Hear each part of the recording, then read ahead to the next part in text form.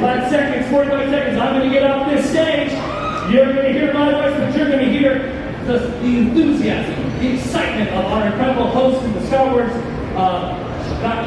2 sons and more Star Wars than I can handle. And I know there are thousands of Star Wars fans just like you and me, inside and ready to party like the youngest after the Battle of Naboo. This afternoon, we'll take you inside the throne room, or, inside the celebration stage for an audience with the Emperor, as Ian McDermott regales the audience with stories and never-before-heard tales, this time behind the cloak. And maybe, just maybe, we'll learn a little more about the tragedy of Darth Plagueis the Wise. Lightning fingers crossed. Then we'll take a look at an exciting new era of Star Wars as the creative visionaries behind Star Wars The High Republic reveal what's next for this exciting era. But it wouldn't be a Star Wars Celebration live stream with weirdness screaming camels. Nah. We got a massive stage right here in the middle of the action, ready to bring you all sorts of surprise guests, exclusive reveals, and so much more. So join me and my fellow co-hosts, Andy Carboni, Christina Ariel, Kristen Baber, Hector Navarro, and Jordan Hendro, as we set a course for adventure and excitement. Because after a couple years away, a Star Wars fan definitely craves these things. So stick around, you never know who might stop by and say, hello there! Star Wars Celebration Live, presented by Geico, starts right now.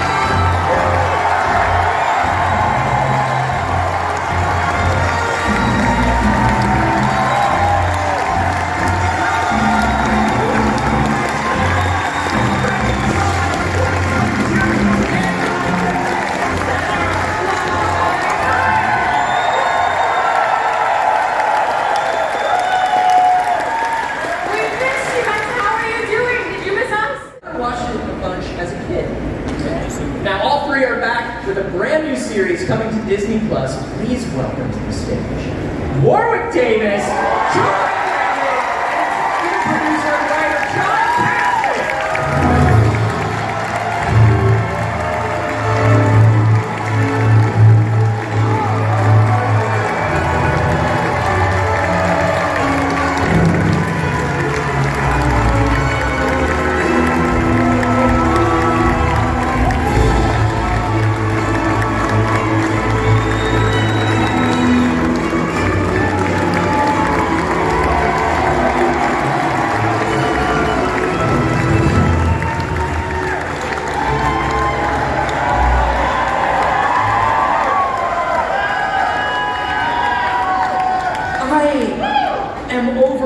My heart is 3 sizes too big from that trailer. I have waited 34 years. Because they're the fans who kept this alive all these years.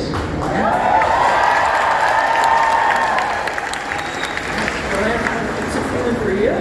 Well, I just can't believe it. It's so, I never thought I would ever see this day. I heard rumblings over the years and just nothing ever came of it. And I thought, oh well, maybe it would kind of be a shame to have to go back.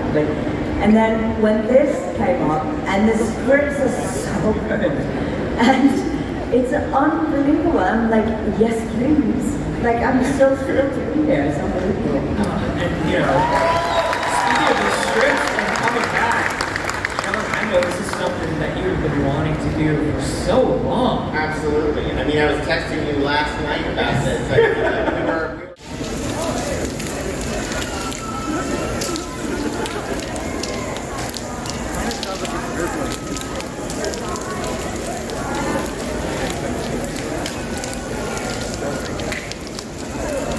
What are you doing right now? Doing a Grogu and the BB-8 matchup, kind of like he's wearing a Halloween costume or something. Oh, right on. Cool. Yeah, in Galaxy's Edge. Oh, nice.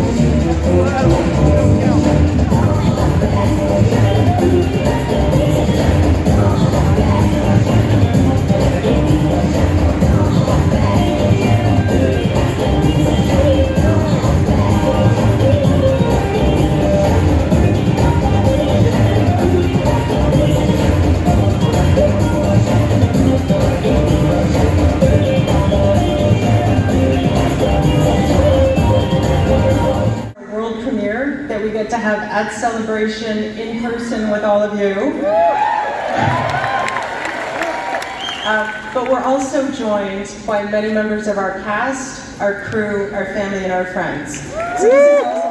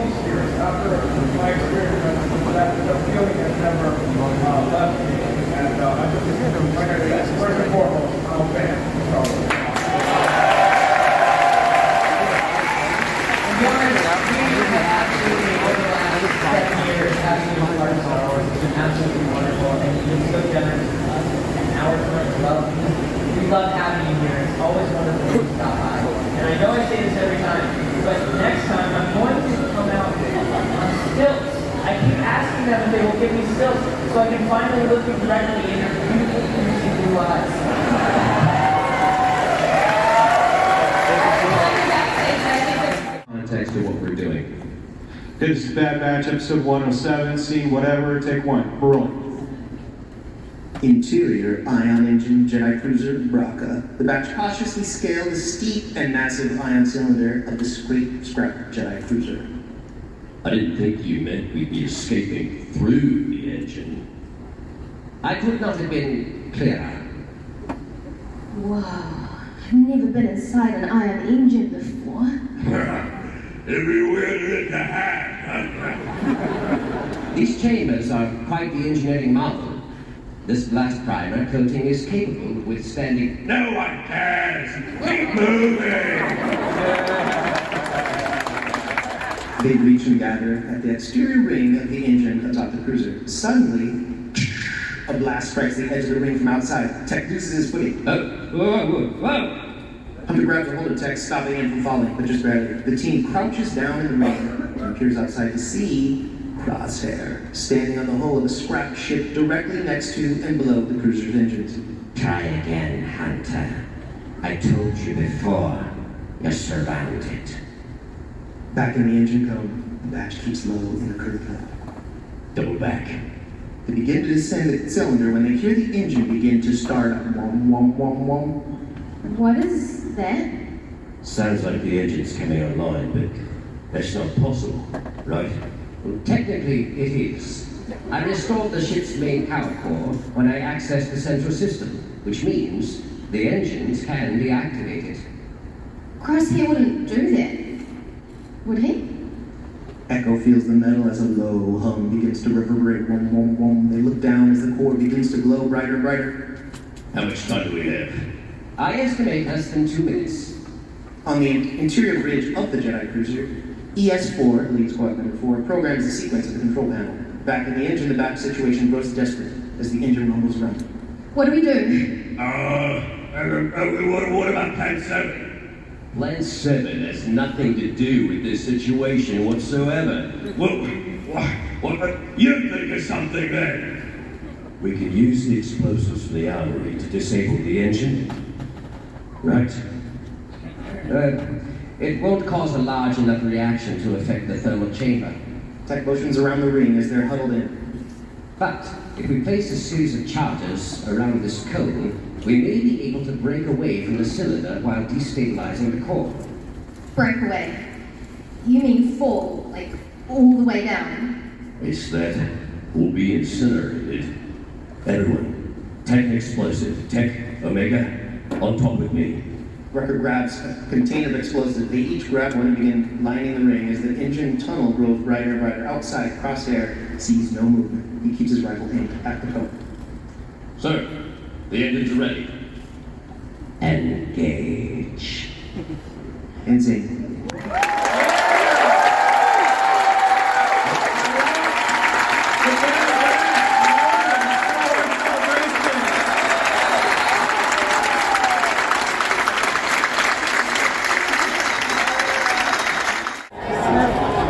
Who wants a case?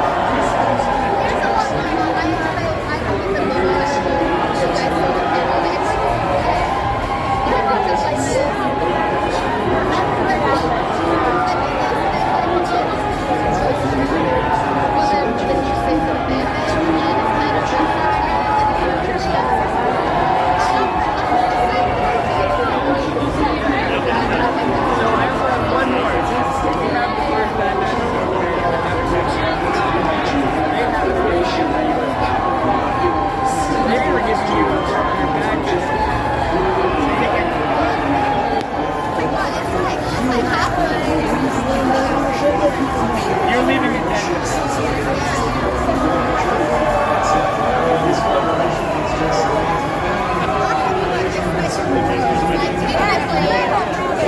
And they also gave us what's this right here. This is a magnetic wireless charger, guys.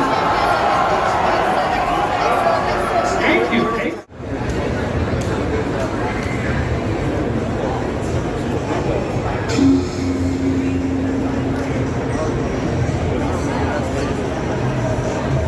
It actually comes in our kind of go about it. It comes like all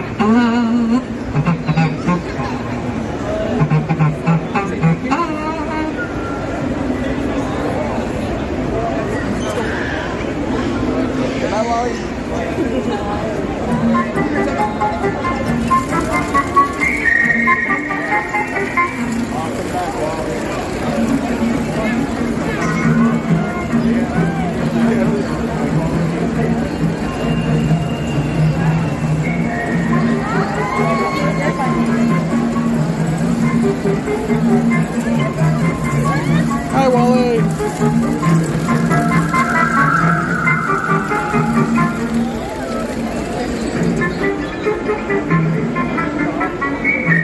Break all the nice set pieces, but it's inevitable. Did you break it? Yes, I did. What did you break? I broke the control board to the ship, and I don't think they were happy. I mean, they probably made it to break, right? It's for the kids. I had to sell it. It's for the views. Yeah. The ship can crash if you break the control board, man. I had just activated an entire distress beacon, so yeah, it was going to be war. So you're going to be fine, no matter. Yeah. Well, see, and here you come taking it very seriously. Because, Yeah, it's Sam, true. you're such a huge Star Wars fan. What are you most excited about this weekend? What am I most excited about? Yeah. Everything.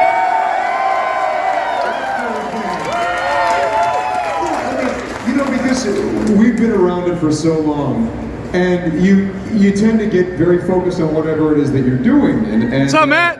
And then what happens is they go, oh, I don't know, you should go see the Mandalorian Experience or something. And you're like, okay, well, I've seen this stuff before. I've seen it on TV. I've visited the set. But then you go, my mind's eye, the movie.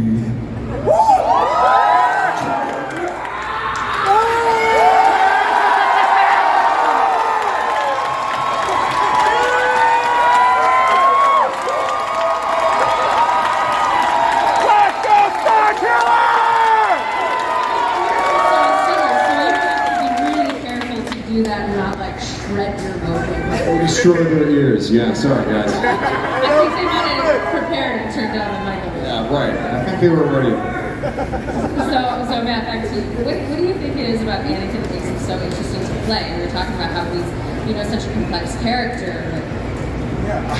Yeah, I just think that he's got so many layers. He's just a guy, like you said, that's been manipulated. I think that he loves so hard, obviously, as you all know, that's his downfall. But it's also probably one of his best traits. And so I just think with Anakin, he's so close to being just such a great guy, and it just gets tipped over by the passion. I don't know. It's just there's a lot of exploration and character depth there. I just love playing that. Yeah. You've got such a stable character. What's that? You've got so many characters under your belt now. Like, who do you find the most interesting to play? Star Killer!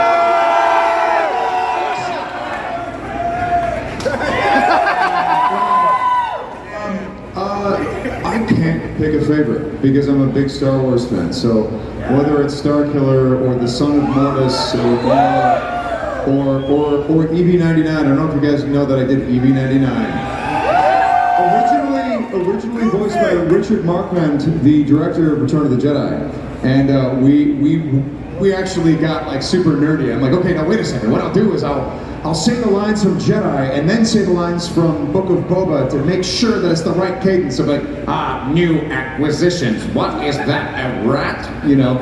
Trying to get the EV-99. Who I don't know. Somehow EV-99 is like he's torturing droids in Return of the Jedi, and now he works in the kitchen. I mean, everyone's ready for a career change at some point. Yeah. So that's a good arc. It's a great arc. Into that character growth. Yeah. So after you guys have attended so many fan conventions, what about your portrayal of various characters do you think has resonated so much with the fans? Whoa. Yeah. Who do you guys get the most love for? I think that when it comes to Anakin, people see themselves in Anakin because I think everybody's got a little good and bad in them. I think we all want to be good, but things tempt us, and we make mistakes. Not quite the mistakes he made, but some of us, but they're not here. But I just think it's a relatable character, and I think that's what's cool about Star Wars is that it's a story of good and evil, and I think it's just a relatable thing. Yeah. Sam's taking a moment to think here. Whoa. I mean, we've got a lot of Star Killer fans. Star Killer seems to have a really, really lasting hold on people. Why do you think that is? Why does it last? It lasts because it is so human. Yeah. Because, as you said, we can see ourselves in these characters, especially the characters that are, life is a struggle, and you may do something good on one day and say, hey, I've conquered the dark side, I'm one of the Jedi, and then maybe, and that's on Monday, and then on Tuesday, maybe you fall short a little bit, and the dark side is pulling you, and life is this constant challenge against the dark side. You just become as good a person as you can be, and Star Wars is all about that. So I think that people can't help but to relate to that struggle. We all want to be proud of ourselves. We want to feel like we're the heroes and rather the villains, and it's tough. You've got stories that are war-torn areas in Star Wars, just like we've had in history. So I think it's a relatable human story. Yeah. Next year, in less than a year, in none other than my hometown, London.